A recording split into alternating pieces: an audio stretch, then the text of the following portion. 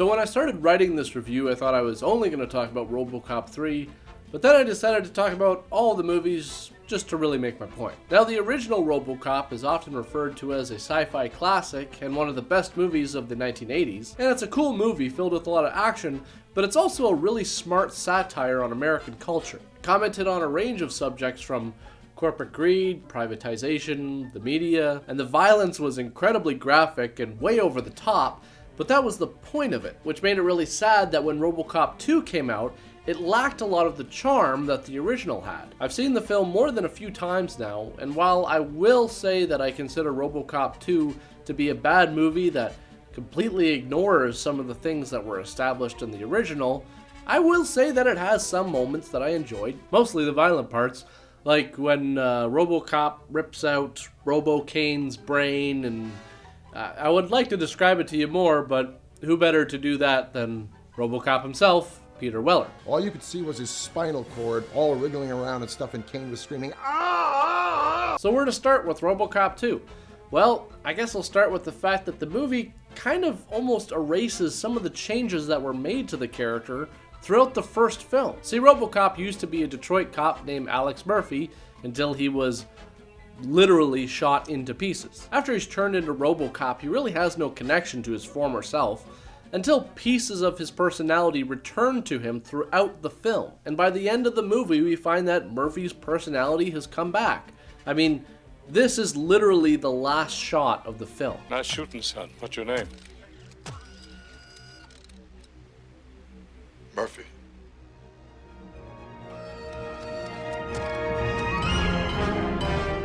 That, to me, is extremely important. I mean, the movie ends with Robocop requesting to be called Murphy, because that is his name. So, I think it's safe to say that he's Murphy again. Robocop discovering his true identity was a main theme in the film, and it was an extremely important part of the character. Murphy lost pretty much everything when he died. He lost his body, he lost his identity, he lost his family. So as an audience, we want to see our protagonist retrieve something. There has to be some sort of redemption, and we had it. The character arc was complete, but Robocop 2 kind of throws this out the window. It's almost like it just completely forgets a lot of the things that happened to the character in the first movie. I mean, we get hints of Murphy here and there, but they don't really go anywhere. One of the biggest problems with the film is that it doesn't do anything new, it just revisits the same questions that were asked in the first film. And the movie also has some pretty terrible characters, like this guy, who's supposed to be the mayor of Detroit. Would you believe that this guy is the mayor of Detroit? He looks around 30 years old, which makes sense because that's how old the actor was, and he acts completely out of control. So the idea that this guy could be the mayor of Detroit is almost as believable as me being the mayor of Toronto. Well, actually, now that I think about it, that all things considered, that actually doesn't sound so crazy. Yes, I have smoked crack cocaine.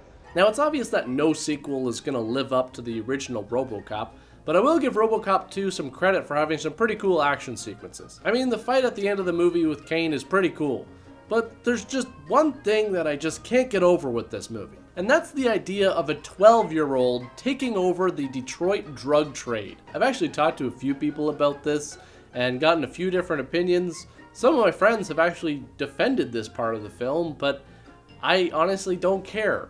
No one is going to convince me that this isn't f***ing stupid. I don't care that he's Kane's protege or how much power he has. Watching a prepubescent drug lord manipulate the mayor of Detroit is probably one of the dumbest f***ing scenes I've ever seen in a movie. The kid doesn't read as being threatening on screen at all because he's a kid. I mean, come on, what is this, North? And to make it even worse, then we have this teary-eyed death scene with the kid covered in money, all because of drugs. Wow, so much for subtlety. All that's missing here is a shot where Robocop looks into the camera and tells the kids to stay in school. And one more thing, is it just me, or is Robocop really blue in this movie?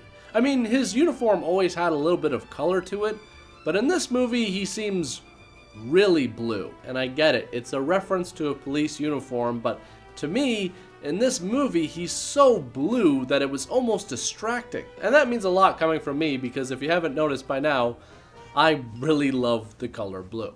Now, if I told you that Robocop 3 had ninja robots, jetpack, clan of rebels fighting against a giant corporation, you'd probably think that that could be a really cool movie.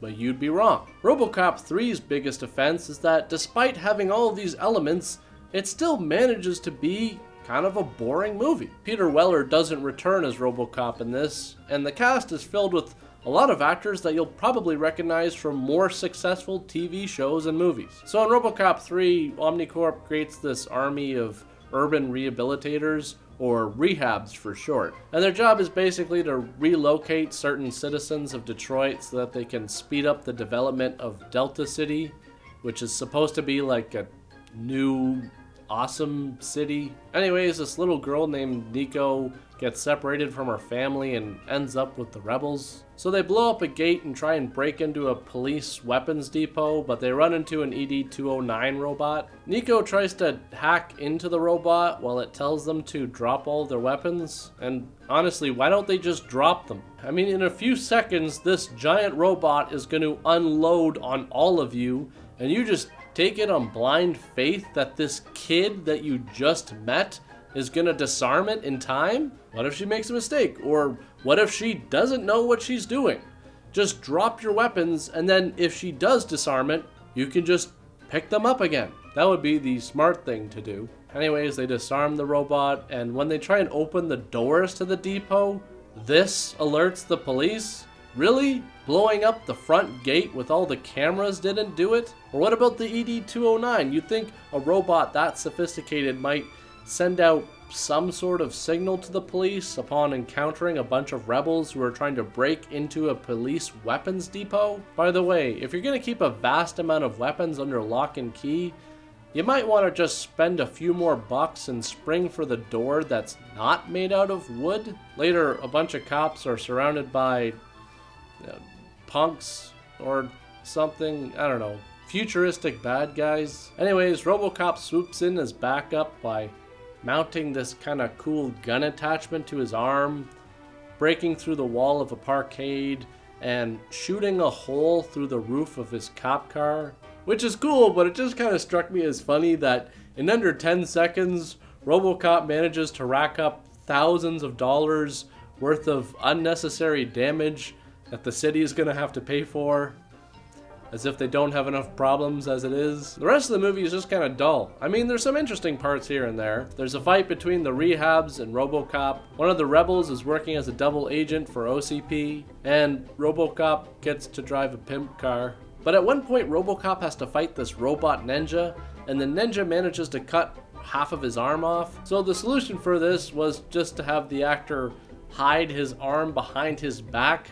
But there's so many shots here where you can actually see it. So the whole movie is really leading up to a giant war between the citizens combined with the police force against OCP and the rehabs. And the fight isn't that bad. I just found it amazing that at the beginning of the fight, none of the guys here get shot, even though they're just walking out in the open towards gunfire. Finally, Robocop shows up in his jetpack and saves the day by blowing up a tank and shooting everyone. So then Robocop gets his jetpack and flies over to OCP headquarters and prepares to fight two ninja robots. And you're probably thinking, okay, well, this should be cool.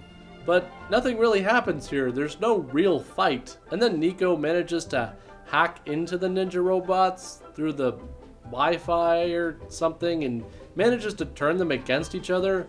And that's pretty much the end of that. Honestly, I could have gone into more detail reviewing Robocop 3, but it would have been boring. And I think the worst part about this movie is that it doesn't feel like Robocop. The character that we loved from the first film is so far gone at this point, and the same goes for a lot of elements from the original as well, like the satire and the graphic violence. But I guess if there's one thing that we can take comfort in, it's that we can just forget about those sequels and just be happy that we have the original film.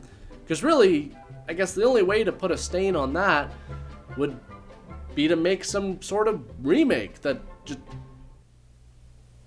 oh shit.